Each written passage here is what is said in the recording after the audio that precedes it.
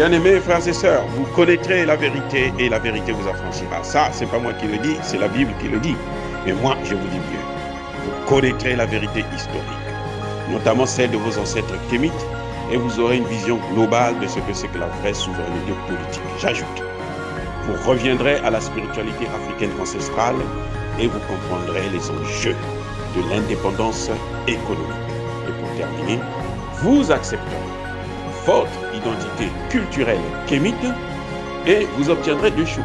La première, c'est la paix. La seconde, c'est le développement, à une condition. L'unité de toute l'Afrique noire, l'unité de tous les Noirs du monde entier. Otep à tous. Bienvenue sur la chaîne des panafricanistes par essence, par conviction et par excellence. Celle des citoyens kémites par nécessité et obligation de combat. Nous sommes une chaîne qui n'est guidée que par nos ancêtres et rien que par les ancêtres qui appartiennent à l'égrégore du monde noir. Par conséquent, nous ne croyons en aucun Dieu venu de l'étranger. Toutefois, cette vidéo n'est aucunement destinée à inciter à la haine ou à la violence, car nous menons un combat qui est d'abord et avant tout spirituel, ensuite il est politique, géopolitique et géostratégique, contre l'impérialisme, le colonialisme, le néocolonialisme et l'endocolonat, sur la base du principe fondamental que nous avons hérité de nos ancêtres kémites, qui est celui de la Mahat, c'est-à-dire solidarité, vérité et justice. Vous êtes donc en droit de connaître la vérité et nous avons l'obligation de vous dire la vérité, rien que la vérité, afin que justice soit rendue au continent africain. Et ça, c'est notre modeste contribution dans cette noble lutte en faveur de la souveraineté, la dignité, la solidarité et l'unité africaine. Ça, c'est ce que nous appelons le panafricanisme. Bien-aimés frères et sœurs, je veux aujourd'hui aborder la question du dialogue inclusif et dialogue inclusif plutôt et souverain au Tchad. C'est une bonne initiative de Mahamat Idriss Déby, qui a remplacé son père, le maréchal Idriss Déby. Mais il y a un problème, bien-aimés frères et sœurs, sur la présence de Moussa Faki, le président de la Commission de l'Union africaine. Que fait Moussa Faki dans une affaire interne? Lui qui représente, qui est le porte-parole, qui est le patron de l'Union africaine, de la Commission de l'Union africaine. C'est comme si Macky Sall venait à l'Union africaine, au Tchad, battre campagne. Vous voyez, lorsque un ancien diplomate, ou un diplomate, puisqu'il continue à faire la diplomatie, un ancien ministre des Affaires étrangères, j'allais dire, qui a été pendant longtemps directeur de cabinet, ministre des Affaires étrangères, même Premier ministre, qui est à la tête de l'Union africaine et qui s'ingère dans une histoire, fait la politique dans un pays, même si c'est son pays d'origine, c'est qu'il a perdu la tête. Il est hypocrite, il n'est pas sincère et c'est un escroc. Monsieur Moussa Faki, là, c'est un voyou. En tant que président de la Commission de l'Union africaine, il n'avait plus à venir au Mali pour présenter un discours.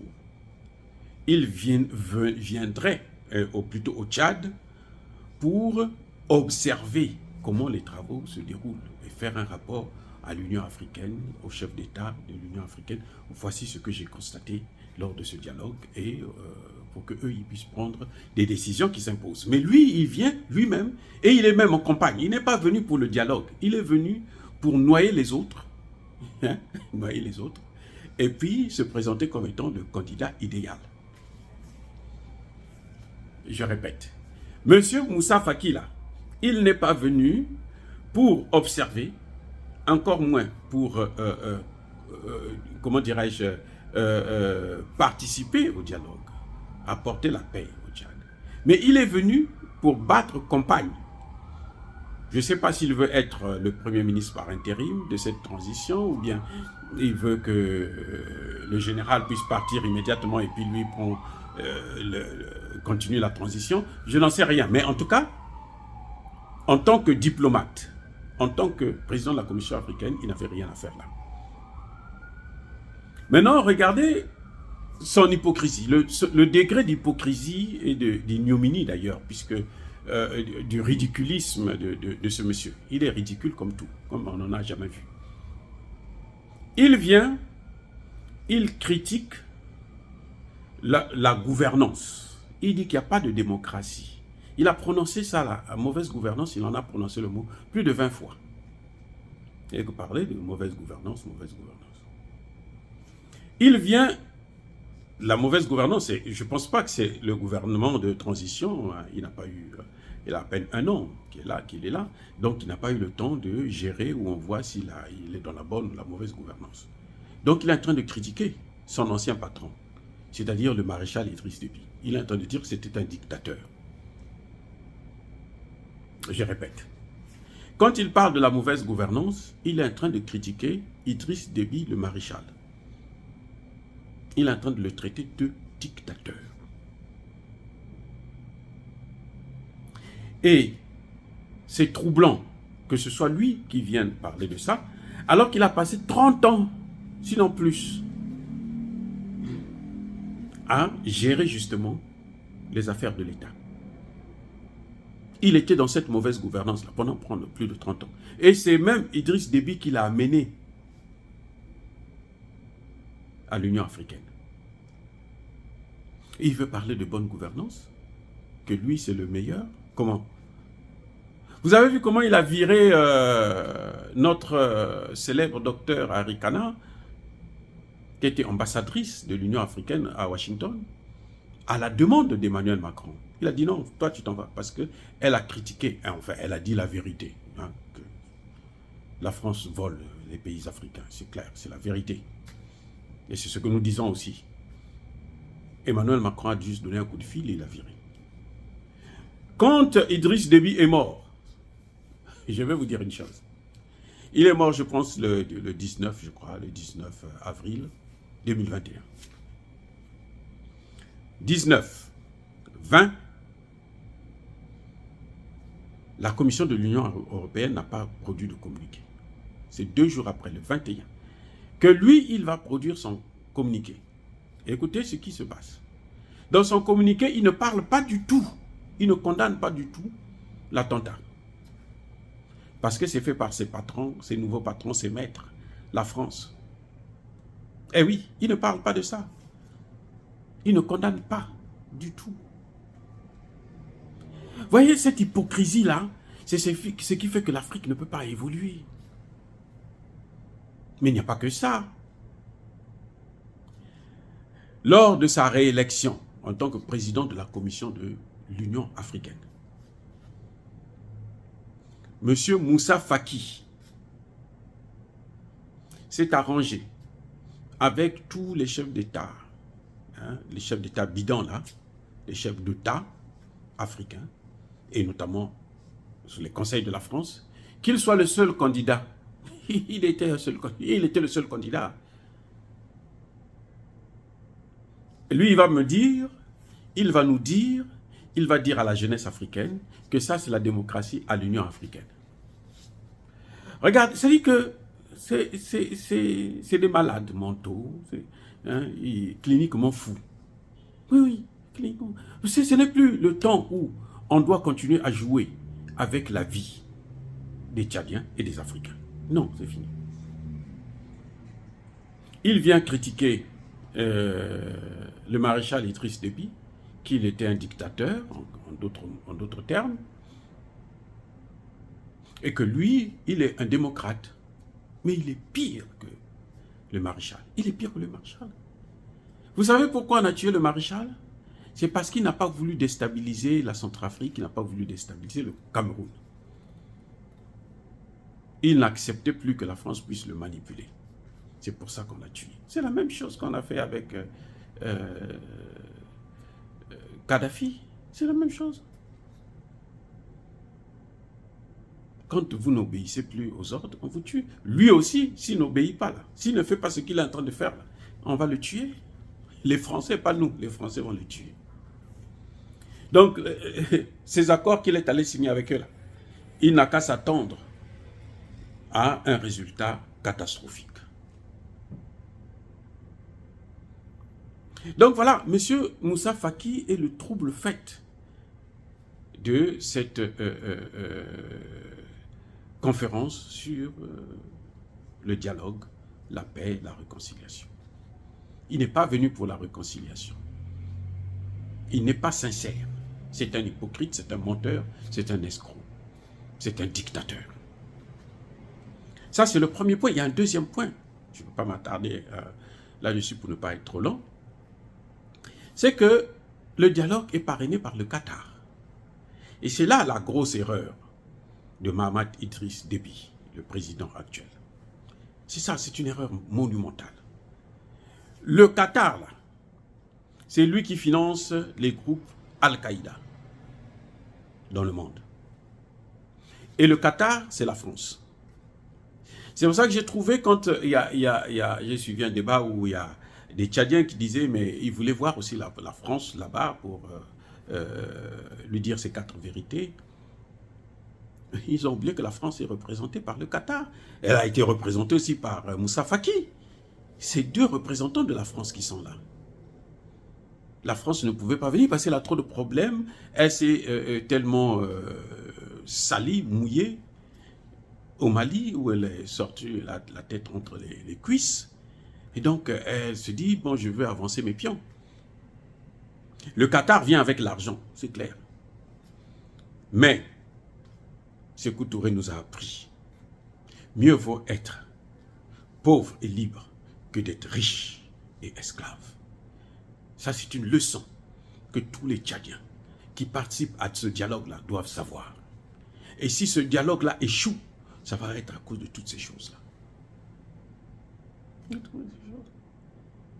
Parce que, avec des gens comme les Moussa Faki, avec des pays comme le Qatar, je ne vois pas comment le nationalisme tchadien va renaître.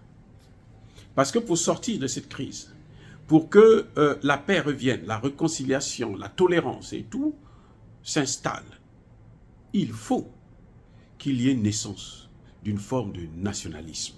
Il faut que le nationalisme tchadien réapparaisse, le nationalisme africain. C'est ce que la jeunesse tchadienne attend.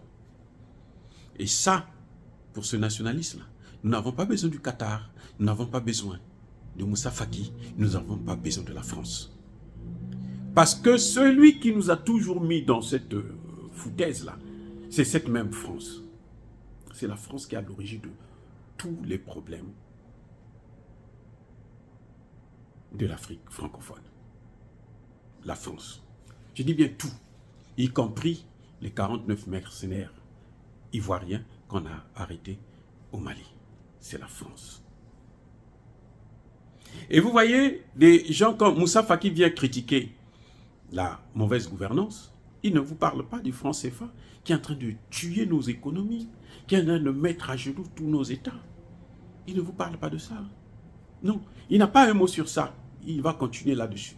Et nous n'avons pas besoin de ça. La jeunesse tchadienne, la jeunesse africaine n'a plus besoin de ça. Donc j'invite tous ces participants à ce dialogue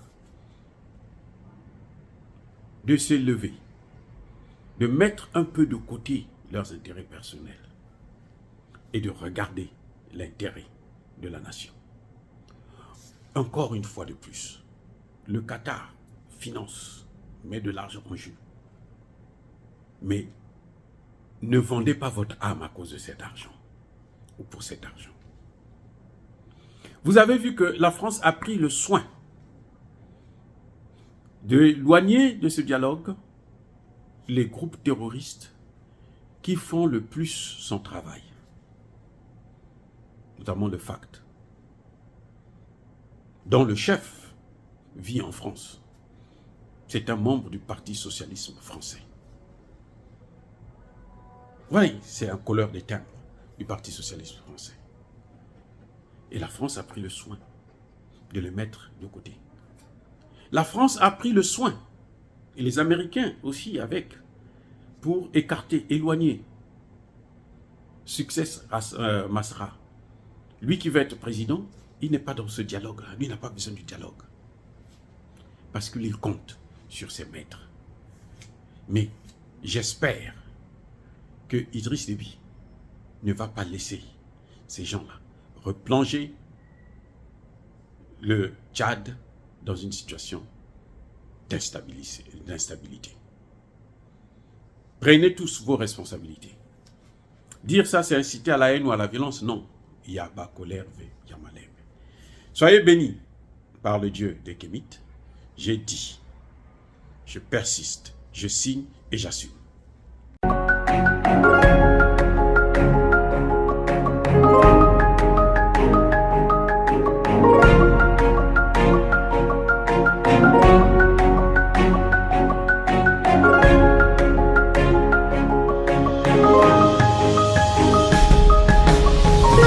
Eux, ils marchent par la foi et non par la vue. Mais moi, je vous conseille vivement de marcher par la connaissance scientifique et historique, notamment celle de nos ancêtres kémites, par les 5 sens et par l'intelligence. Abou Apia.